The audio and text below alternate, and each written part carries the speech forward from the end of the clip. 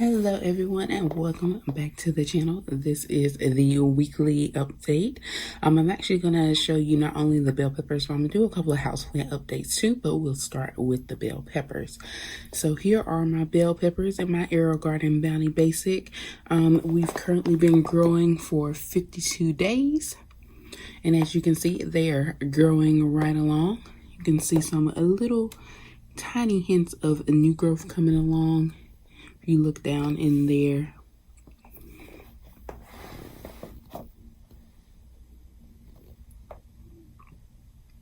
so definitely thriving, growing, doing very well. And again, the bell peppers take a while to grow, so they're not like some of the other Aerogarden things that do tend to grow and be ready for harvest within a month or so.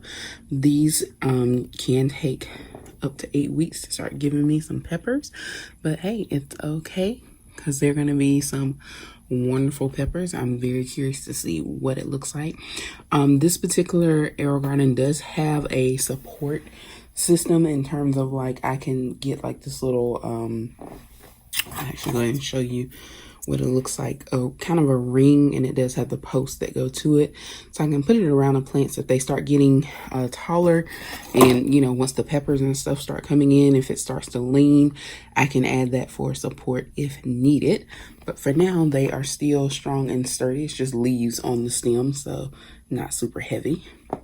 But that's what the bell peppers are looking like for now. So now I'm going to take you guys over to some of my houseplants because I just wanted to show you a couple because I don't think I've given you an update recently on how they're growing. Guys, and welcome over to the houseplant section. Again, most of my houseplants do reside on my window sills in my living room, dining room area. So I'm just going to highlight a few that are just kind of blossoming and doing really well.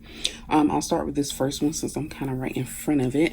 This is my Snow White waffle plant here, and the color is pretty much why you see it as it is. Typically the leaves are like green and purple, but this particular one of course is more of a white, green, and purple variant, so that's why you're getting that. This is one of my self-watering plants, and this particular plant loves being in that, so it has grown and sprouted and blossomed so much since being placed in that container. And now I'm going to show you the other waffle plant, which is the purple waffle plant here. This is more the traditional look with the green and purple here. It's also in a self-watering planter. They're the same brand, they came in the same set, and it also has, you know, grown, and it loves being in that self-watering planter. So you can see how lush it is, and it's living its best life. Both of them are. In between there's just a couple of pothos they're doing their own thing. They're doing great. Let's see, my aloe here, as you can see, we got a little bit of new growth, so that's a new baby coming in. And here is my goodness, having a moment, croton plant here that I got from Whole Foods a little while ago, earlier in the summer.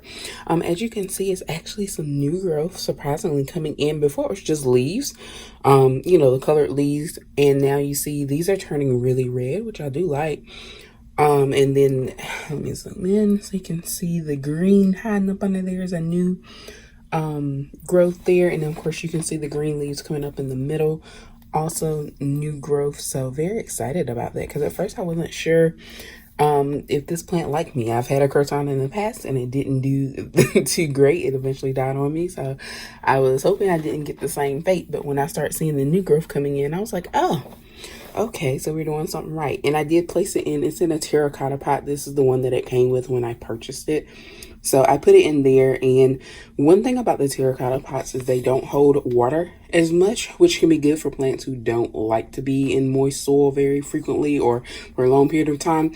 But it also means that you kind of have to water it. I water it almost every other day just because it doesn't stay moist. But the croton does like water. It just doesn't like to sit in it. So it's a good little pot for that.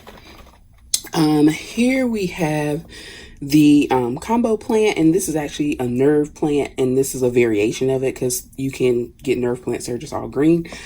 And of course they get their name because you can see like the nerves of the plant. This one's kind of like a red and green or pink and green-ish color depending on how you look at it. I consider it to be red. It's doing fine. I don't think that it's taking, oh, it actually looks like some new growth down in there. I don't think it's taking well to the self-watering plant, self-watering pot, just because it doesn't seem to be absorbing the water. Like I still keep having to put water on top because it'll get droopy. And I noticed that the water down here is not disappearing, which with the other ones it is because it's absorbing.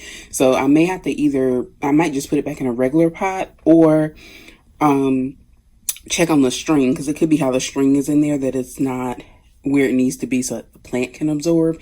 But either way, the plant itself is doing fine. I just realized that that wasn't happening because it was still droop when it got dry and it wasn't absorbing the water. And also in this one, aloe tends to grow down in there for some reason. Like my other ones, I haven't had any problems. As you can see, they're like crystal clear other than maybe a little bit of dirt.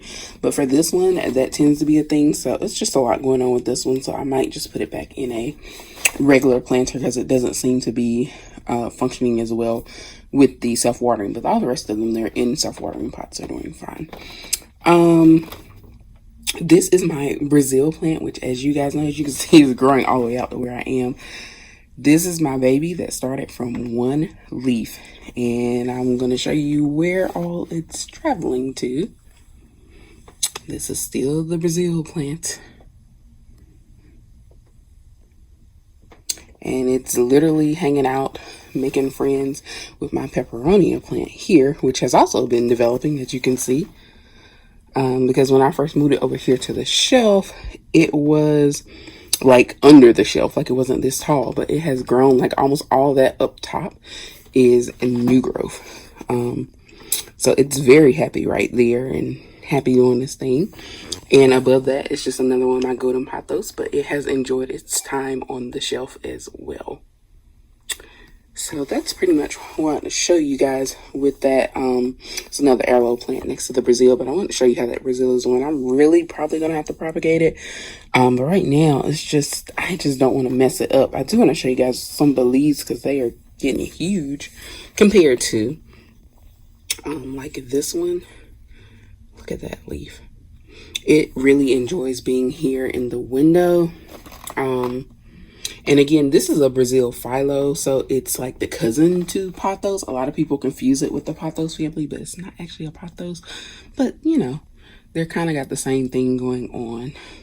So, that's all for my Aerogarden and houseplant update. But I just want to show you how some of them are growing along, especially with the season changing, kicking in. It's finally starting to feel like fall.